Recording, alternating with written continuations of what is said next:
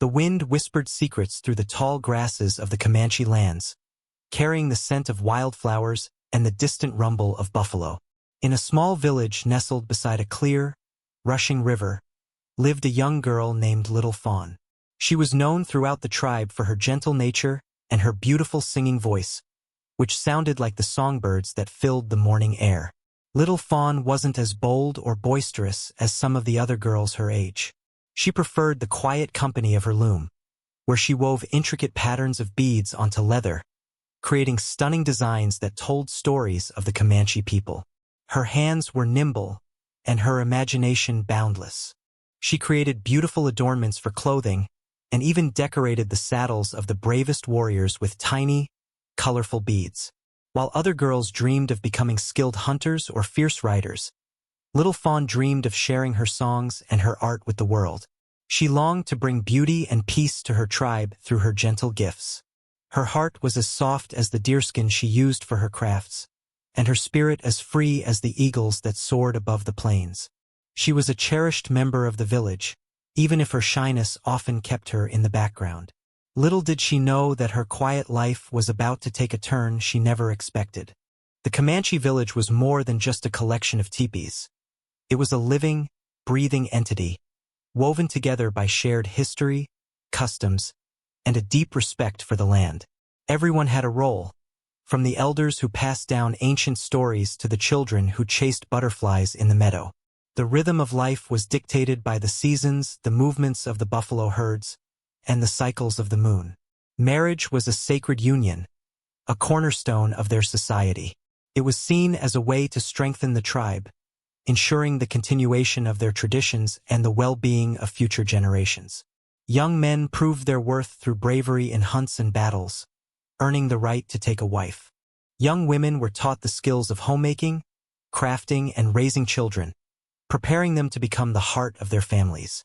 Children were considered a blessing, a gift from the Great Spirit. Families were large and close-knit, with grandparents, aunts, and uncles all playing a vital role in raising the young ones. The village celebrated births with joyous ceremonies, welcoming new members into their fold. To have a child out of wedlock was a serious matter, a transgression against the established order that could bring shame upon the individual and the entire community. The laws and traditions were there to protect everyone, and to disrespect them was a grave offense. One summer, as the wildflowers bloomed in vibrant colors, a young warrior named Tall Bear returned to the village after proving himself in battle. He was strong and handsome, with eyes as dark as the night sky and a smile that could melt the snow.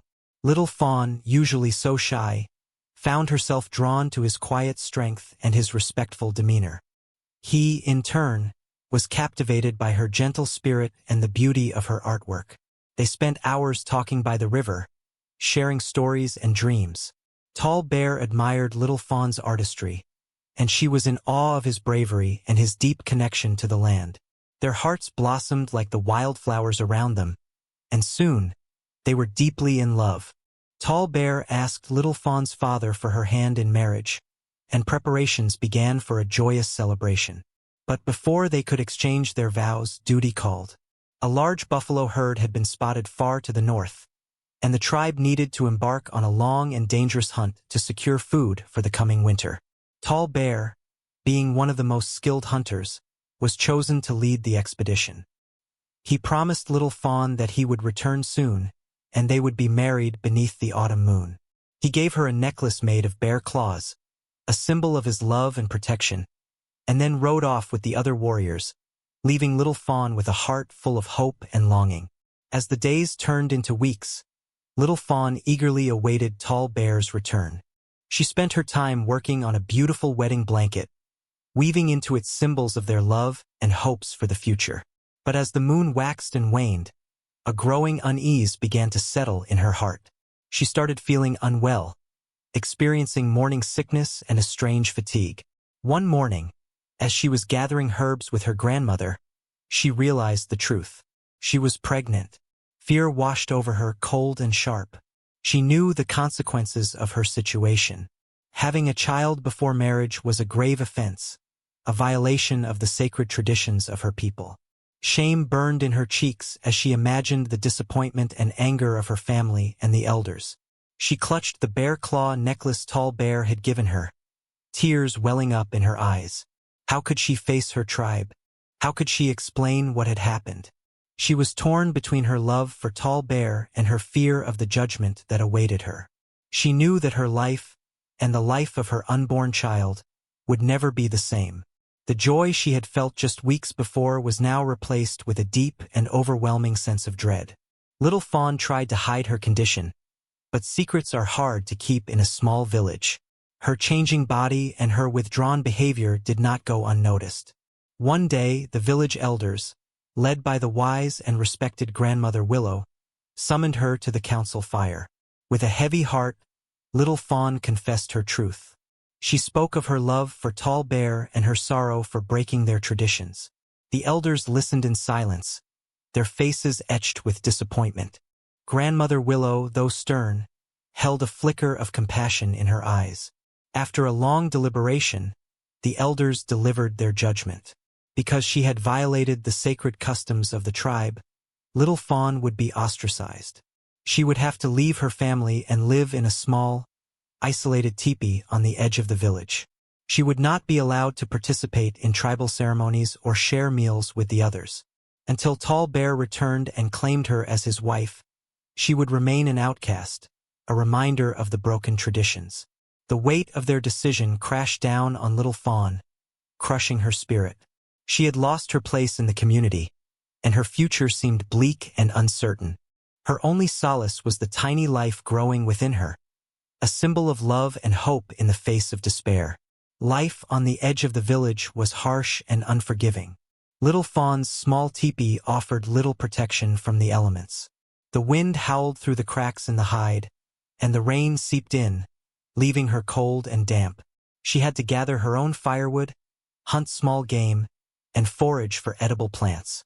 Loneliness was her constant companion. She missed her family, her friends, and the familiar rhythms of village life. She longed to hear the stories of the elders, the laughter of the children, and the comforting songs of the women. But she was an outcast, separated from everything she held dear. Despite her hardship, Little Fawn refused to give up. She knew she had to survive, not only for herself but for her unborn child. She learned to be resourceful and resilient, drawing strength from the hope that flickered within her. She continued to practice her beadwork, creating beautiful pieces that she hoped to one day share with the world. She sang her songs to the wind, pouring her heart and soul into each note. In her isolation, she discovered a newfound strength and independence. She was no longer just a shy girl. She was a survivor, determined to create a better future for herself and her baby. Each day was a struggle, but with each sunrise, she found the will to persevere. The day Little Fawn went into labor was a cold and lonely one.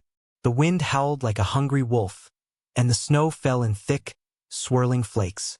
She was alone in her small teepee, with no one to help her through the pain. She remembered the stories her mother had told her about childbirth, the comforting presence of the other women, and the ancient songs they sang to ease the pain. But Little Fawn had no one.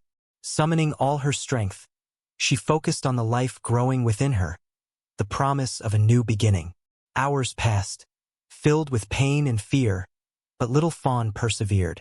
Finally, as the first rays of dawn peeked through the cracks in the teepee, she gave birth to a healthy baby boy. Tears of joy streamed down her face as she held her son in her arms. He was small and perfect, with eyes that sparkled with life. She named him Hope, for he was the embodiment of her dreams for the future. Despite the hardship and loneliness, Little Fawn felt a surge of love and determination. She would protect her son, raise him to be strong and kind, and teach him the values of their people. Her isolation may have continued, but now she had a reason to keep fighting, a reason to believe in a brighter tomorrow. Hope was her world now. The winter that followed Hope's birth was the harshest anyone could remember. The buffalo herds disappeared, driven away by blizzards and lack of grazing land. Food became scarce, and the village faced starvation. Sickness spread like wildfire, especially among the young and the old. The people were weak and desperate, their spirits low. Even Little Fawn and Hope struggled to survive. The little game she could hunt was barely enough to feed them, and the cold seeped into their bones. But Little Fawn refused to let despair consume her. She knew she had to protect her son, even if it meant sacrificing everything. She wrapped Hope in the warmest furs she could find and ventured out into the frozen landscape, searching for anything that could help them. She remembered the teachings of her grandmother, who had taught her about the medicinal properties of plants. She searched for roots and berries hidden beneath the snow, knowing that they could provide nourishment and healing. Little Fawn knew that if the harsh winter didn't end soon, the entire village might not survive. But she was determined to do everything she could to help, even if she was still an outcast. Under the cloak of darkness, Little Fawn began to leave small bundles of herbs and roots outside the teepees of the sick. She knew which plants could ease coughs, reduce fevers, and soothe aching muscles. She left instructions for their use, hoping that her knowledge could save lives. She did this secretly, not wanting to be seen or recognized, for she feared her help would be rejected. She watched from afar as the villagers cautiously used her remedies. She saw their faces soften with relief as the herbs brought them comfort. The children coughed less, the elders slept more peacefully, and the warriors regained their strength. Grandmother Willow, weakened by the winter, was among those who benefited from Little Fawn's secret gifts. She recognized the familiar scent of the herbs and suspected who was behind the anonymous acts of kindness. A seed of doubt began to grow in her heart. Could they have been too harsh in their judgment of Little Fawn? Was it possible that she possessed a goodness that outweighed her transgression? The thought lingered, a small spark of hope in the darkness of winter. Little Fawn's kindness was quietly making a difference. As the warriors regained their strength, they began to notice other signs of Little Fawn's kindness. They saw that the snares set to catch rabbits were always carefully placed, ensuring a quick and painless death for the animals. They noticed that the firewood left near the homes of the elderly was neatly stacked and easy to reach. Small acts of compassion, seemingly random, were making a difference in the lives of the villagers. Some of the younger warriors, who had known Little Fawn before her ostracization, started to openly question the fairness of her punishment. They remembered her gentle spirit and her willingness to help others. They wondered if their traditions were too rigid, too unforgiving. She is helping us, even when we have turned our backs on her. One young warrior, named Swift Arrow, said to his brother. Is that the act of someone who deserves to be cast out? His brother, though hesitant, had to admit that Swift Arrow had a point. Little Fawn's actions spoke louder than words. They showed a deep love for her people, a love that even banishment could not extinguish. A quiet murmur of discontent began to ripple through the warrior ranks, a sign that hearts were beginning to soften. Just as the village began to see a glimmer of hope that the winter might finally break, disaster struck. A rival tribe, the fierce Apaches, attacked the village, seeking to steal their remaining food and horses. The Comanche warriors, weakened by the winter's hardships, were caught off guard. The Apaches, numerous and well-armed, quickly gained the upper hand. The battle raged through the village, teepees collapsing in flames, and the air filled with the cries of the wounded. The Comanche warriors fought bravely, but they were outnumbered and exhausted. It seemed as if all was lost. The women and children, huddled together in fear, knew they had to find a safe place to hide. But the Apaches were closing in, and there seemed to be no escape. The chief, knowing the situation was dire, prepared for the worst. He knew that if the Apaches were victorious, the entire village would be wiped out. Little did he know that their salvation would come from the most unexpected source, a person they had turned their backs on. Little Fawn. Seeing the chaos and the desperation, Little Fawn knew she had to act. She remembered a hidden cave, a place she had discovered as a child while playing in the hills. It was a secret known only to her, a place where the women and children could hide safely from the Apaches. Without hesitation, she ran towards the huddled group, calling out to them, "Follow me! I know a safe place." At first, they hesitated, unsure whether to trust her. But seeing the urgency in her eyes and hearing the desperation in her voice, they decided to take a chance. Little Fawn led them through the smoke and flames, guiding them through a narrow, winding path that led to the hidden cave. Inside, the women and children huddled together, their hearts pounding with fear. Little Fawn reassured them, telling them that they would be safe there. She used her knowledge of the land to block the entrance with rocks and brush, making it difficult for the Apaches to find them. She had saved them from certain death, using her knowledge and courage to protect those who had once shunned her. But her bravery wasn't over yet. She knew she had to do something to help the warriors. Knowing that the warriors were desperately outnumbered, Little Fawn devised a plan. She remembered the power of her singing voice, the way it could soothe and calm, but also the way it could carry across the plains. She decided to use her voice to distract the Apaches, giving the Comanche warriors a chance to regroup. Leaving Hope safely in the care of the other women, Little Fawn climbed to a high rock overlooking the battlefield. Taking a deep breath, she began to sing. Her voice, clear and strong, soared above the sounds of battle. She sang an ancient Comanche war song, a song of courage and defiance. The Apaches, startled by the sudden music, paused in their attack. They were confused and disoriented, unsure where the song was coming from. The Comanche warriors, hearing the familiar melody, recognized it as Little Fawn's voice. Inspired by her bravery, they rallied, fighting with renewed determination. The song gave them strength and hope, reminding them of who they were fighting for. Little Fawn's voice had become their battle cry. Fueled by Little Fawn's inspiring song, the Comanche warriors fought with a ferocity they didn't know they possessed. Swift Arrow, remembering Little Fawn's kindness, led the charge, his war cry echoing across the battlefield. The warriors moved with a newfound agility and strength, their movements precise and deadly. Grandmother Willow, watching from a distance, felt a surge of pride and regret. She realized that true strength wasn't just about physical prowess. It was also about courage, compassion, and unwavering love for one's people. Little Fawn possessed all of these qualities in abundance. Taking advantage of the Apaches' confusion, the Comanche warriors pushed them back, reclaiming their territory. The tide of the battle had turned.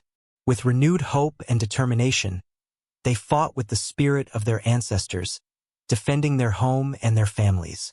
The Apaches, realizing they were losing ground, began to retreat, their initial confidence replaced with fear. The Comanche warriors had triumphed, thanks to the bravery and quick thinking of a young woman they had once cast aside. The tide had turned.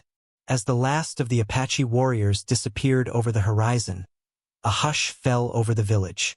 The Comanche warriors, exhausted but victorious, gathered in the center of the village, their faces etched with relief and gratitude. They looked towards the high rock where Little Fawn had stood, her voice having been their guiding light. Slowly, the villagers emerged from their hiding places, their eyes filled with awe and admiration.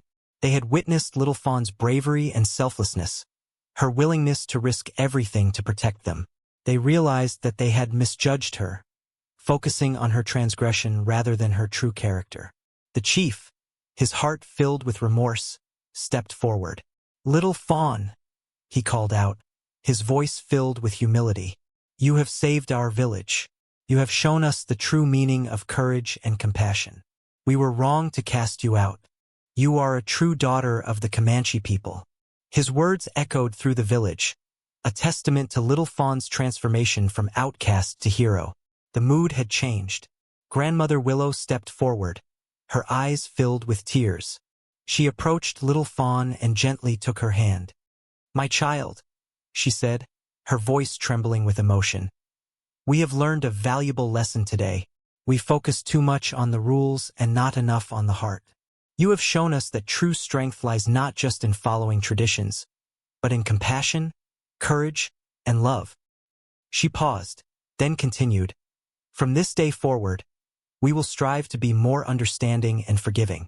We will remember your bravery and your kindness, and we will teach our children to value these qualities above all else." The other villagers nodded in agreement, their faces filled with sincerity. The chief then announced a feast to celebrate their victory and to honor Little Fawn. He declared that she would be given a place of honor at the feast and that her son, Hope, would be welcomed into the tribe as a beloved member. The village had finally recognized Little Fawn's worth. She was no longer an outcast, but a hero, a symbol of hope and resilience for the entire Comanche people. The feast was a new beginning. As the celebration began, the warriors gathered around Little Fawn and Hope. Swift Arrow, his face beaming with respect, approached them carrying a magnificent cloak. It was made of the softest deerskin, adorned with intricate beadwork depicting scenes of Comanche bravery and resilience. "Little Fawn," he said, his voice filled with sincerity, "we offer you this cloak as a symbol of our gratitude and our protection. It represents our acceptance of you and your son into our community, not just as members, but as honored heroes." With gentle hands, Swift Arrow and another warrior wrapped the cloak around Little Fawn and Hope, enveloping them in its warmth and beauty. The cloak symbolized not only their physical protection but also their spiritual belonging. It was a visual representation of the tribe's renewed commitment to compassion and understanding. The villagers cheered, their hearts filled with joy and relief. They had learned a valuable lesson about the importance of looking beyond appearances and judging people based on their actions and their hearts. The cloak was more than just a gift. It was a symbol of healing and reconciliation, a testament to the power of forgiveness and acceptance.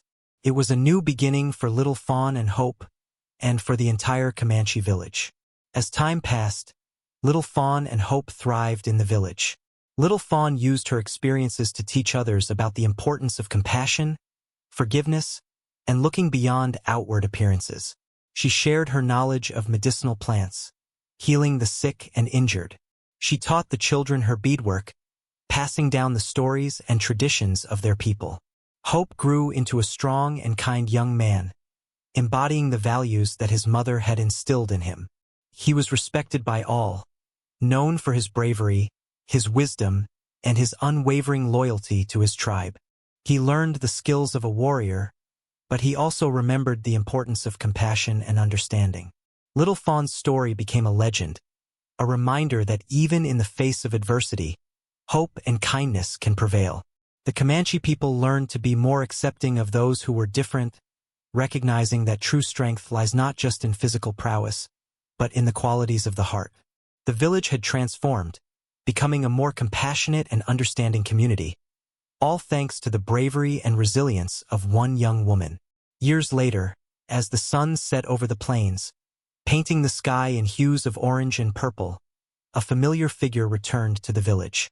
It was Tall Bear, weary but alive, his heart filled with longing for Little Fawn. He had been delayed by storms and skirmishes with other tribes, but he had never forgotten his promise to her. As he rode into the village, he was met with a joyous welcome. The villagers told him of Little Fawn's bravery, her kindness, and her unwavering spirit. They told him of Hope, his son, who had grown into a fine young man. Tall Bear's heart swelled with pride and love. He sought out Little Fawn and Hope, his eyes filled with tears as he embraced them. He apologized for his absence, promising to never leave them again. Beneath the autumn moon, just as they had planned so long ago, Little Fawn and Tall Bear were finally married. It was a celebration of love, forgiveness, and the enduring power of the human spirit.